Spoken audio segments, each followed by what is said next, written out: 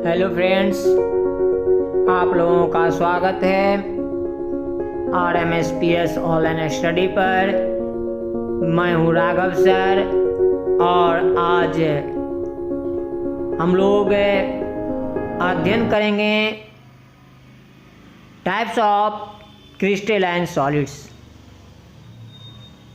There are 4 types of crystalline solids: ionic solids, metallic solids, covalent solids and molecular solids। दोस्तों, ये रवेदार ठोस के 4 प्रकार हैं जिसके बारे में आज हम लोग विस्तार पूर्वक अध्ययन करेंगे। इसलिए दोस्तों, हमारे वीडियो पर बने रहें। सबसे पहले आज हम लोग अध्ययन करेंगे आयनिक सॉलिड्स के बारे में। सबसे पहले इसके डेफिनेशन को जानते हैं। The solid in which one ion satisfied from other ion by the ionic bond is called ionic solids. अर्थात वैसा ठोस जिसमें एक आयन दूसरे आयन से आयनिक बंधन के द्वारा जुड़ा हो तो उसे हम आयनिक सॉलिड्स कहते हैं। जैसे NaCl, KCl, MgO, ये सारे के सारे आयनिक सॉलिड्स के एग्जाम्पल हैं। इसे हम लोग इस प्रकार समझते हैं। NaCl, इसमें 2 तत्व हैं, Na और Cl, सोडियम और क्लोरीन, जो एक दूसरे से आयनिक बंधन के द्वारा जुड़े हुए हैं। अब ये आयनिक बंधन के द्वारा कैसे जुड़ते हैं इसको हम समझते हैं। Na जिसका परमाणु संख्या 11 होता है, जब इसे हम इलेक्ट्रॉनिक विन्यास के रूप में लिखते हैं तो इसे हम 281 के रूप में लिख सकते हैं। अर्थात इसके बाह्यतम कक्षा में इलेक्ट्रॉन की संख्या है वह 1 है। इसी प्रकार जब क्लोरीन को हम इलेक्ट्रॉनिक विन्यास में लिखते हैं तो इसके बाह्यतम कक्षा में इलेक्ट्रॉन की संख्या है वह 7 है। तो सोडियम और क्लोरीन आपस में इलेक्ट्रॉन का क्या करते हैं, साझा कर लेते हैं। अर्थात क्लोरीन सोडियम से 1 इलेक्ट्रॉन ग्रहण कर लेते हैं और जो तत्व इलेक्ट्रॉन ग्रहण करते हैं उस पर निगेटिव चार्ज हो जाता है और जो तत्व इलेक्ट्रॉन त्यागते हैं उसे पॉजिटिव चार्ज हो जाता है। इस प्रकार हम लोग Na+ और Cl- लिखते हैं और जिस बॉन्ड के द्वारा ये दोनों जुड़े हैं ये आयनिक बॉन्ड है। दोस्तों, हम इसे दूसरे रूप में भी परिभाषित कर सकते हैं। इसका जो दूसरा डेफिनेशन है वह है the solid in which ion are satisfied by the electrostatic force of attraction from each other is called ionic solids. अर्थात वैसा ठोस जिसमें एक आयन दूसरे आयन से प्रबल इलेक्ट्रोस्टैटिक या कूलम्बिक बल के द्वारा जुड़ा रहता है उसे हम आयनिक क्रिस्टल कहते हैं। जैसे आप समझ सकते हैं NaCl को फिर से Na+ और Cl-। दोस्तों, ये जो सोडियम क्लोराइड हैं और इनके जो क्रिस्टल हैं ये एक दूसरे से आयन के रूप में जुड़े रहते हैं और आयन की जो संख्या होती है वह समान होती है।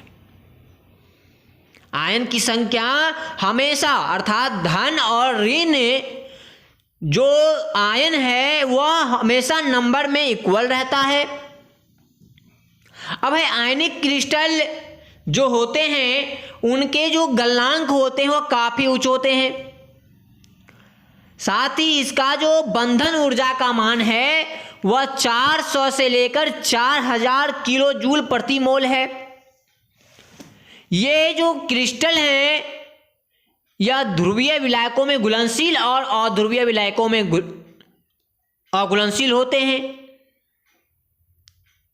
अब हम लोग मेटेलिक सॉलिड्स के बारे में अध्ययन करते हैं। सबसे पहले इसके डेफिनेशन को जानते हैं।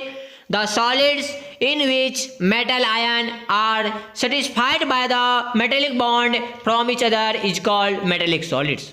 अर्थात वैसा ठोस जिसमें एक दूसरे से मेटेलिक आयन के द्वारा, मेटेलिक बॉन्ड के द्वारा जुड़े हों या जुड़े रहते हैं तो उसे मेटेलिक सॉलिड अर्थात धात्विक ठोस कहते हैं। जैसे Ag, AO, CO, Fe, AlCl3 ये सारे के सारे मेटेलिक सॉलिड्स के एग्जाम्पल हैं। हम इन्हें भी एग्जाम्पल के रूप में समझते हैं। एल्यूमिनियम Al जिसका एटॉमिक नंबर 13 होता है, इसका इलेक्ट्रॉनिक विन्यास 283 में लिख सकते हैं और इसके जो बाह्यतम कक्षा में इलेक्ट्रॉन है वह 3 है। इस पर क्लोरीन के बाह्यतम कक्षा में जो इलेक्ट्रॉन की संख्या वह 7 है। तो यहाँ पे क्लोरीन की संख्या 3 है। प्रत्येक क्लोरीन एक एक इलेक्ट्रॉन एल्यूमिनियम से लेते हैं, जिसके कारण एल्यूमिनियम पर प्लस का 3 चार्ज हो जाता है और क्लोरीन पर, प्रत्येक क्लोरीन पर एक एक माइनस का चार्ज हो जाता है, जो एक दूसरे से अर्थात एल्यूमिनियम और क्लोरीन जो जुड़ते हैं, जिस बॉन्ड के द्वारा जुड़ते हैं जो कि आपको दिखाया गया है, वही है मेटेलिक बॉन्ड। चलिए दोस्तों, अब इसका जो तीसरा रूप है वह है कोवैलेंट सॉलिड, जिसे हम नेटवर्क सॉलिड भी कहते हैं, हिंदी में सहसंयोजक बंध ठोस कहते हैं। इसके डेफिनेशन को जानते हैं। The solids which one atom satisfied from other atom by the covalent bond is called covalent solids. अर्थात वैसा ठोस जिसमें एक एटम दूसरे एटम से कोवैलेंट बॉन्ड के द्वारा जुड़ा रहता है तो उसे हम लोग कोवैलेंट सॉलिड्स या नेटवर्क सॉलिड्स या सहसंयोजक बंधन ठोस कहते हैं। सॉरी, अब इसका जो सबसे अच्छा उदाहरण है वह डायमंड है, ग्रेफाइट है। अब डायमंड में जो कार्बन परमाणु एक दूसरे से जुड़े होते हैं वो त्रिविमीय संरचना में जुड़े होते हैं और इसका जो डायमंड का जो प्रत्येक कार्बन परमाणु है वह sp3 प्रसंकृत रहता है। यानी डायमंड में कार्बन टेट्राहेड्रलीय ढंग से व्यवस्थित रहते हैं। डायमंड काफी कठोर पदार्थ है जिसका गलनांक 3550 डिग्री सेल्सियस होता है। और इसके जो दूसरे एग्जाम्पल हैं ग्रेफाइट, यह द्विविमीय सहसंयोजक क्रिस्टल होते हैं जो इसमें जो कार्बन परमाणु होते हैं वह एक दूसरे से निर्बल वांडर वाल बल द्वारा जुड़े होते हैं। जी हाँ दोस्तों, इसके जो कार्बन परमाणु होते हैं वह एक दूसरे से निर्बल वांडर वाल बल द्वारा जुड़े होते हैं और इसका गलनांक जो होता है वह 4000 होता है।